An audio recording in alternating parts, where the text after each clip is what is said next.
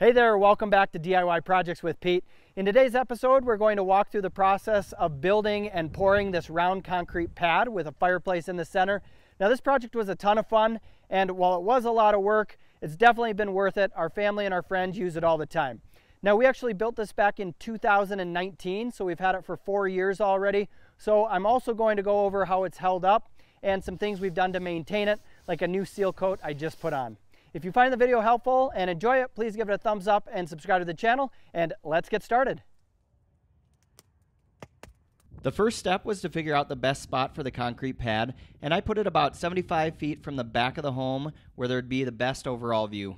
The overall diameter of the circle will be 18 feet. I pounded in a stake in the center and then marked the perimeter of the circle with flags to get a feel of what the pad size will be like. This project was inspired by my good friends Austin and Kelsey, who had a concrete pad put in their yard about 5 years ago.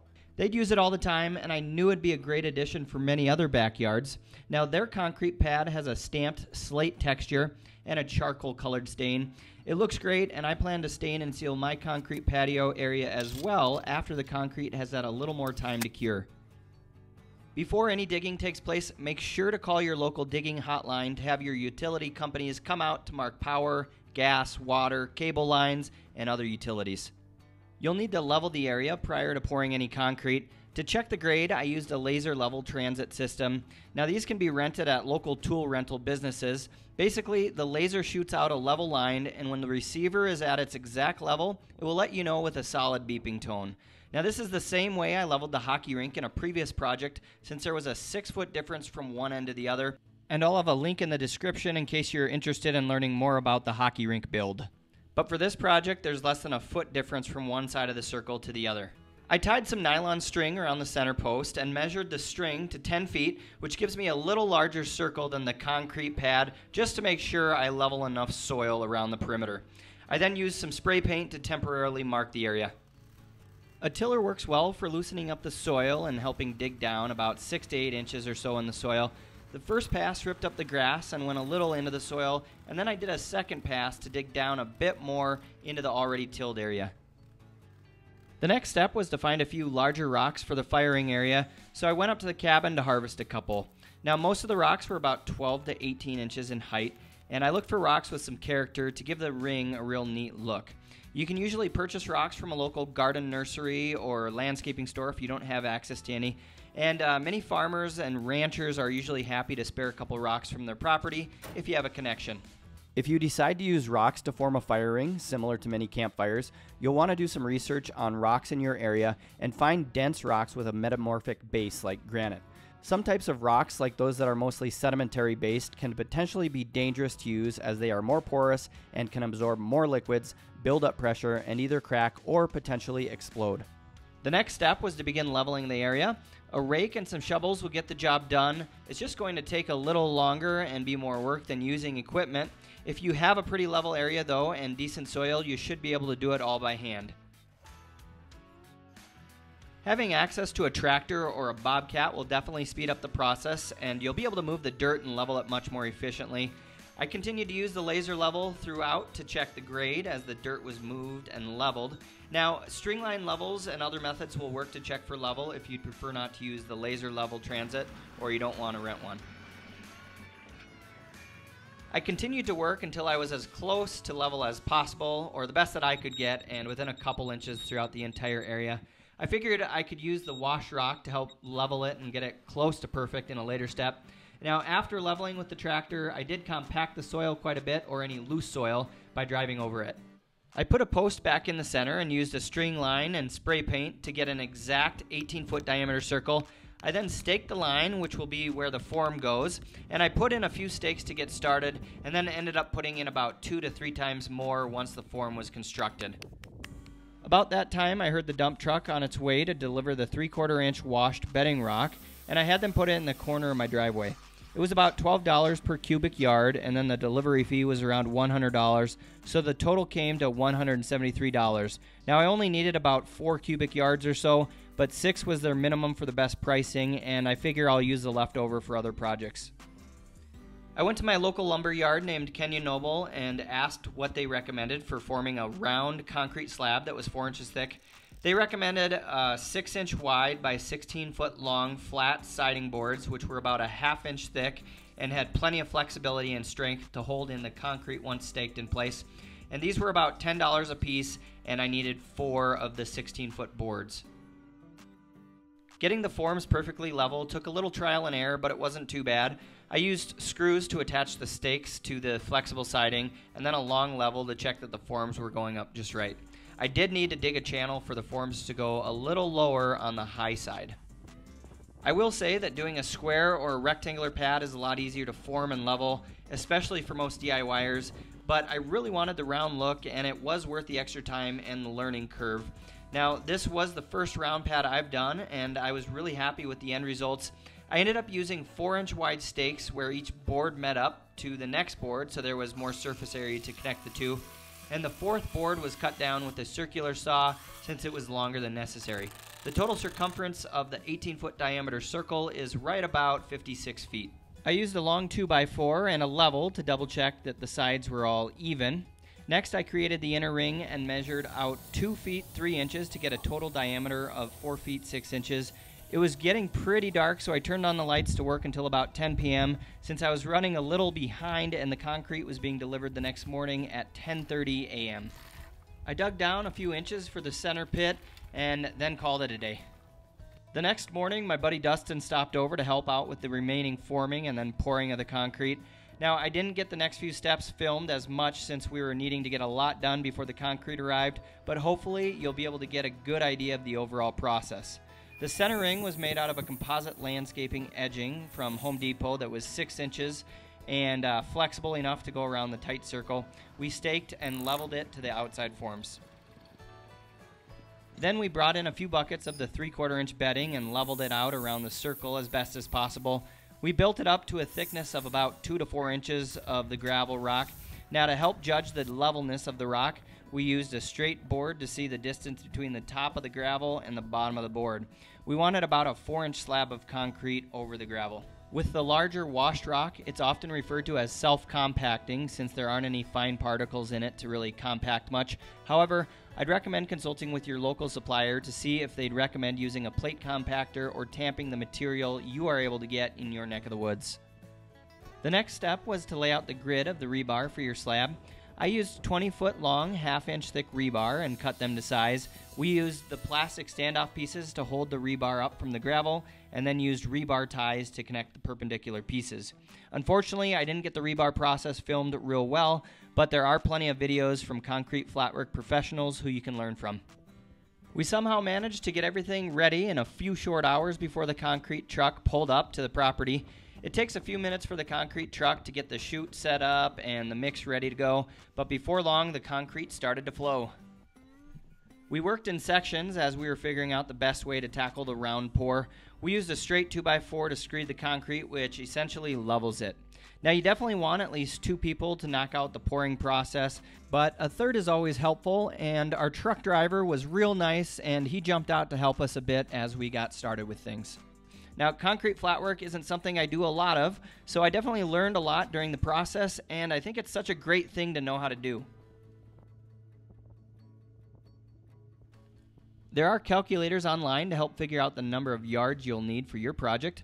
For this 18-foot diameter, 4-inch thick slab with the 4.5-foot inside diameter fire ring, you'll need just under 3 cubic yards of concrete. Now, if you do a solid slab without the center ring, you'd need just over 3 yards. Since I didn't want to be short on concrete, I ordered 4 yards to play it safe, and since you typically have to order a full yard versus a half, that's why I got 4 instead of 3.5. My total bill for the 4 cubic yards of concrete with delivery came to $524.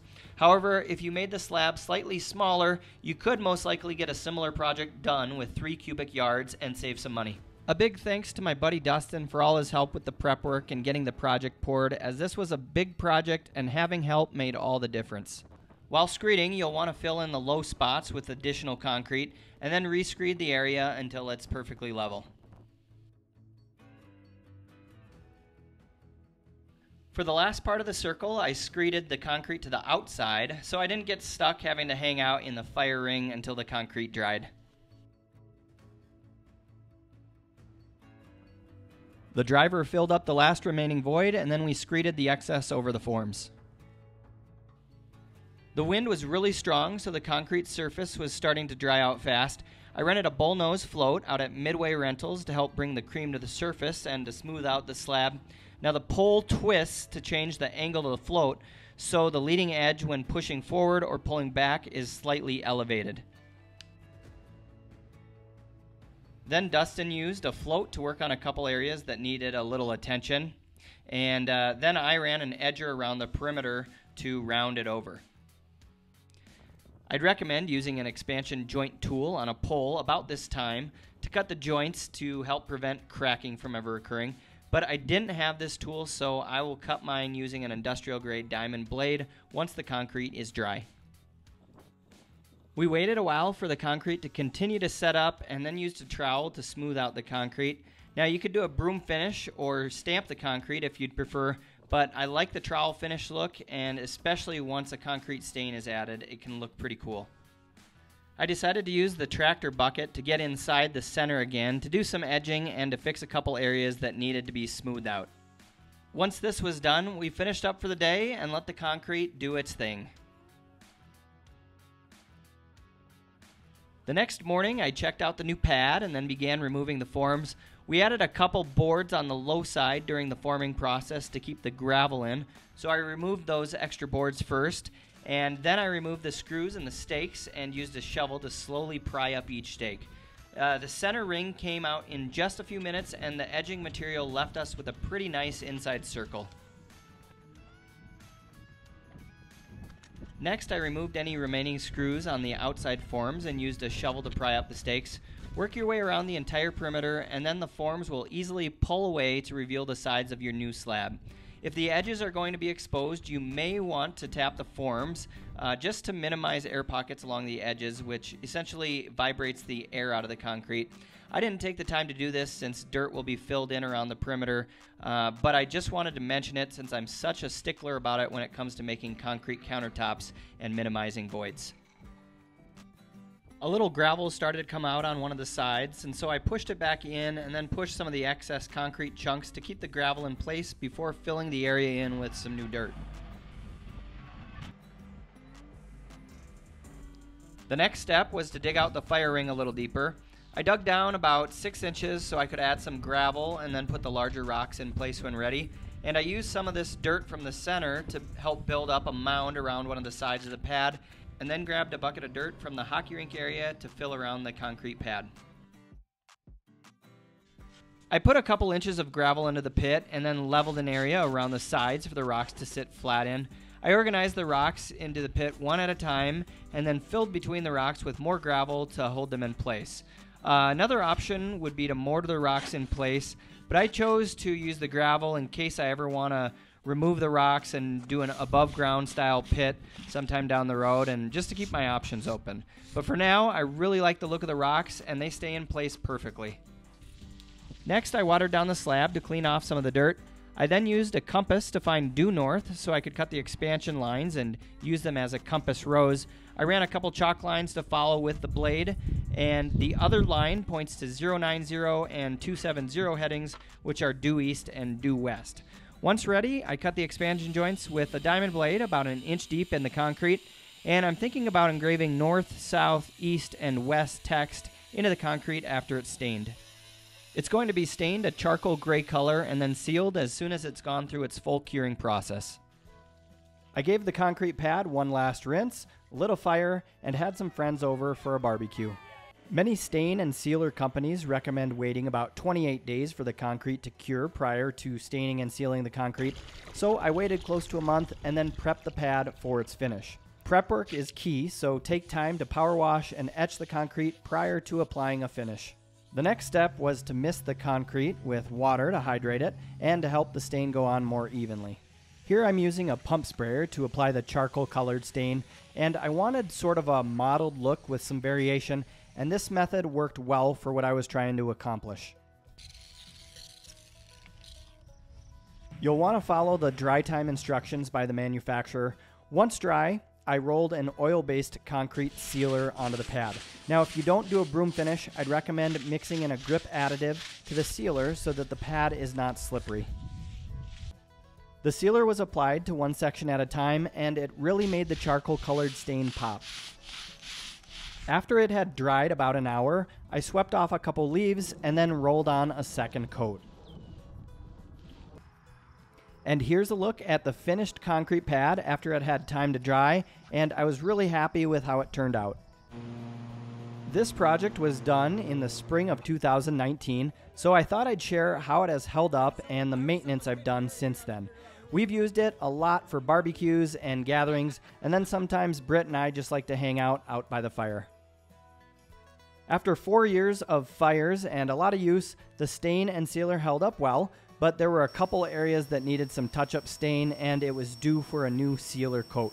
The rocks needed a good cleaning, and I decided to replace a few of them, and then the ashes needed to be removed, so I cleaned them out and then power washed and prepped the concrete prior to the maintenance being done.